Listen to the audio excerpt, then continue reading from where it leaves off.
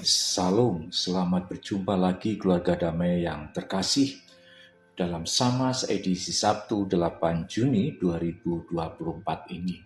Kali ini saya akan sharing tentang makna Sabat bagi kehidupan saya. Dasar dari renungan ini adalah saya ambil dari Markus 2 ayat 27 yang begini bunyinya.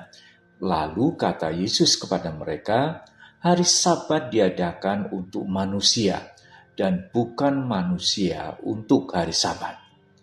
Ayat yang ke-28, jadi anak manusia adalah juga Tuhan atas hari Sabat. Kemudian saya juga menambahkan dari Yohanes 8 ayat yang ke-8 dan ke-9.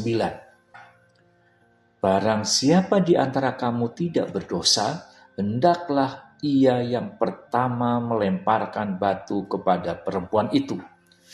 Lalu ia membungkuk pula dan menulis di tanah. Tetapi setelah mereka mendengar perkataan itu, pergilah seorang demi seorang, mulai dari yang tertua. Akhirnya tinggallah Yesus seorang diri dengan perempuan itu yang tetap di tempatnya. Sebelum kita lanjutkan, mari kita berdoa. Tuhan, sebelum kami merenungkan firman-Mu, kami mohon Roh Kudus-Mu hadir dalam perenungan kami, agar kami dapat memahami dan menjalankan perintah-Mu. Dalam nama Tuhan Yesus kami menerima firman-Mu. Amin. Sahabat yang terkasih dan juga keluarga damai yang terkasih, Sabat dalam Alkitab merupakan hari yang dikhususkan untuk istirahat, untuk kesucian, peringatan akan kebebasan, dan persekutuan dengan Allah. Sabat mengajarkan pentingnya mengambil waktu untuk berhenti dari rutinitas, beristirahat, dan merenungkan hubungan dengan Tuhan serta sesama. Jadi Sabat menjadi sebuah kesempatan untuk melakukan evaluasi diri, untuk melakukan hal-hal yang lebih di masa yang akan datang. Sabat adalah sebuah peluang untuk menjadi lebih baik. Dan secara khusus, Sabat ada di setiap hari Minggu. Pada perenungan saya kali ini, saya akan memaknai Sabat sebagai momentum atau peluang. Karena ini adalah momentum atau peluang, Sabat tidak hanya terjadi di hari Minggu.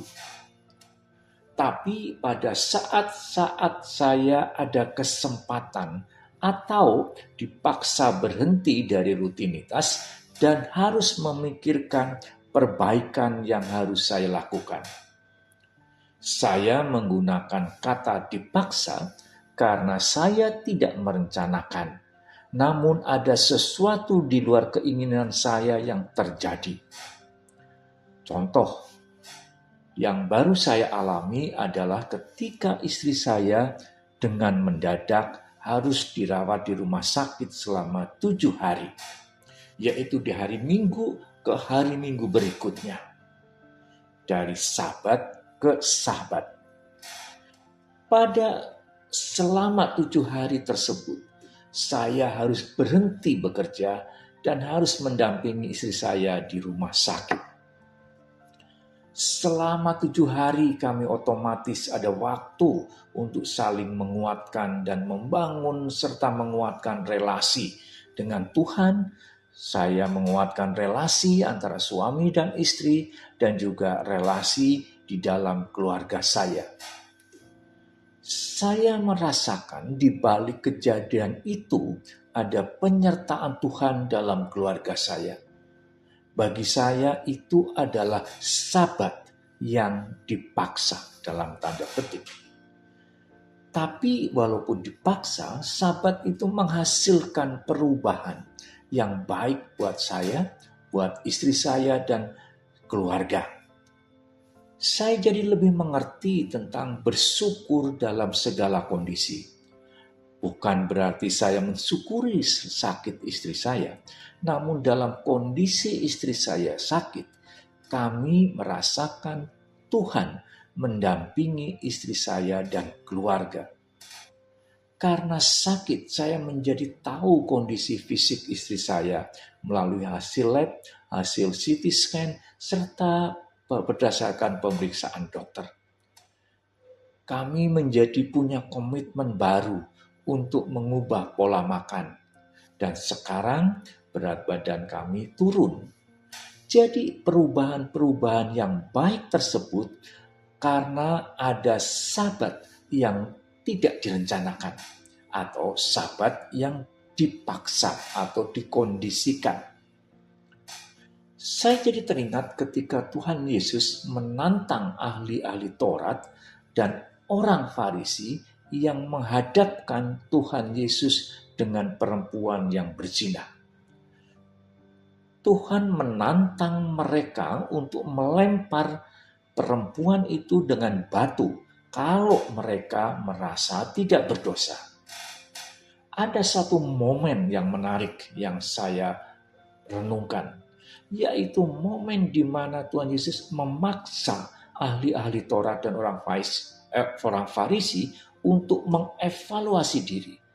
Dalam momen tersebut, mereka akhirnya sadar dan tidak jadi melempar perempuan itu. Perintah Tuhan Yesus membuat mereka berhenti dari keinginan mereka dan tidak jadi melempar batu. Momentum tersebut benar-benar mengubah perilaku. Saya merasa Sabat itu adalah momentum, dan momentum itu penting untuk digunakan dengan baik bagi kehidupan saya.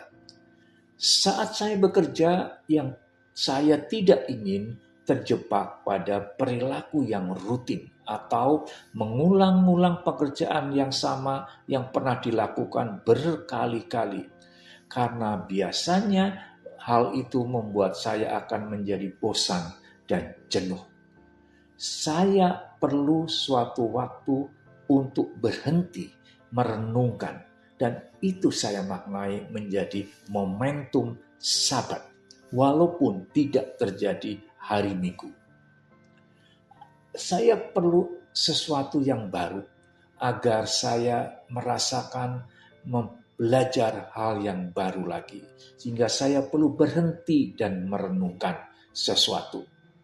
Sabat bagi saya adalah sebuah kesempatan untuk menikmati dan mensyukuri apa yang telah saya terima. Saat ada waktu, saya dan keluarga biasanya berhenti dari pekerjaan, berhenti dari rutinitas, dan kami pergi bersama. Saat itulah saya merasakan Sabat, karena tidak setiap saat saya bisa menikmati kebersamaan bersama keluarga. Hari Senin sampai hari Jumat, kita semua mengerjakan pekerjaan masing-masing. Bahkan hari Sabtu dan Minggu pun masih ada aktivitas yang memisahkan kami. Itulah mengapa saya dan keluarga perlu meluangkan waktu bersama untuk menikmati dan mensyukuri pemberian Tuhan melalui keluarga kami. Dan itu saya maknai adalah sebagai Sabat. Sabat bukan hanya hari, waktu tertentu, tapi Sabat adalah menjadi momen, waktu khusus untuk menyeimbangkan relasi bersama Tuhan dan keluarga. Tidak saja terjadi di hari Minggu, namun di hari-hari di mana saya dapat mensyukuri penyertaan Tuhan kepada saya dan keluarga. Mari keluarga damai, kita menciptakan dan menikmati momen Sabat versi kita masing-masing. Tuhan menyertai kita semua. Mari kita berdoa. Tuhan yang makasih, terima kasih atas anugerah-Mu tentang Sabat yang Engkau berikan kepada kami. Kiranya semakin banyak orang yang dapat merasakan Sabat atau makna Sabat pemberian-Mu itu. Biarlah Sabat bukan hanya dinikmati pada hari libur, pada hari Minggu, namun sebagai kesempatan untuk meningkatkan relasi bersamamu dan bersama orang-orang yang kami kasihi. Biarlah semakin banyak orang yang dapat merasakan penyertaan-Mu di momen Sabat mereka. Dalam nama Tuhan Yesus kami panjatkan doa ini. Amin.